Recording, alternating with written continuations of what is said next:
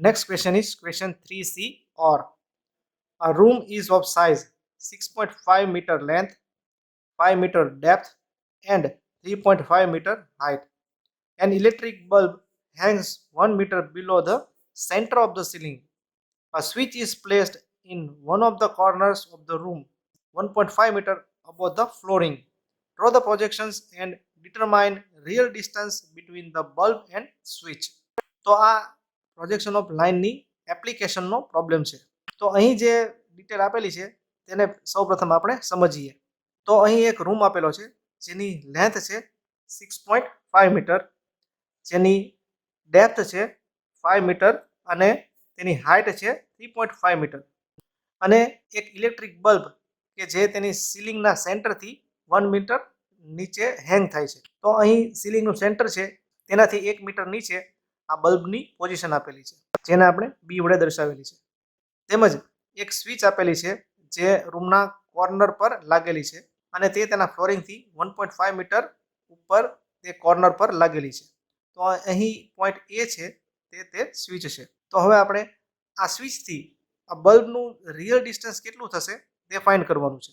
તો આ પ્રોબ્લેમની શરૂઆત આપણે સૌપ્રથમ XY લાઇન ડ્રો કરીને કરીશું. અને જો આપણે આ રૂમનો ફ્રન્ટ વ્યૂ ઓબ્ઝર્વ કરીએ તો આપણને 6.5 મીટર બાય 3.5 મીટરનો એક રેક્ટેંગલ ઓબ્ઝર્વ થશે. તો આપણે આટલો મોટો રેક્ટેંગલ પેપર ઉપર ના ડ્રો કરી શકીએ, એટલા માટે આપણે સ્કેલ લેશું 1 metre is equal to 1 centimetre. તો અહીં ફ્રન્ટ વ્યૂમાં જે 6.5 મીટર બાય 3.5 મીટરનું રેક્ટેંગલ ઓબ્ઝર્વ થાય છે તે રેક્ટેંગલ આપણે 6.5 સેન્ટીમીટર બાય 3.5 સેન્ટીમીટર ડ્રો કરીશું. તો XY લાઇનની ઉપર આ જે હાઇટ છે તે થશે 3.5 સેન્ટીમીટર અને આ જે લેન્થ છે તે થશે 6.5 સેન્ટીમીટર. તો આ રેક્ટેંગલ છે તે આ રૂમનો ફ્રન્ટ વ્યૂ બનશે. અને હવે જો આપણે આ રૂમનો ટોપ વ્યૂ જોઈએ તો આપણને 6.5 મીટરની લેન્થ ઓબ્ઝર્વ થશે અને 5 મીટરની ડેપ્થ ઓબ્ઝર્વ થશે. તો ટોપ વ્યૂ છે તે હંમેશા ફ્રન્ટ વ્યૂની નીચે ડ્રો કરવામાં આવે છે. તો અહીં લેન્થ જે છે તે 6.5 મીટરની એઝ ઇટ ઇઝ રહેશે અને તેની જે ડેપ્થ છે જે 5 મીટર છે તે આપણે 5 સેન્ટીમીટર ડ્રો કરેલી છે.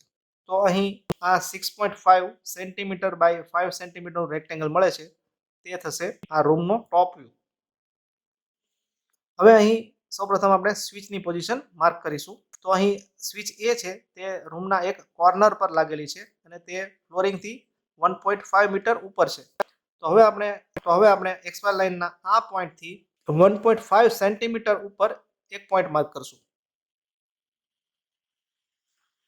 તો આ પોઈન્ટ બનશે સ્વિચ એ.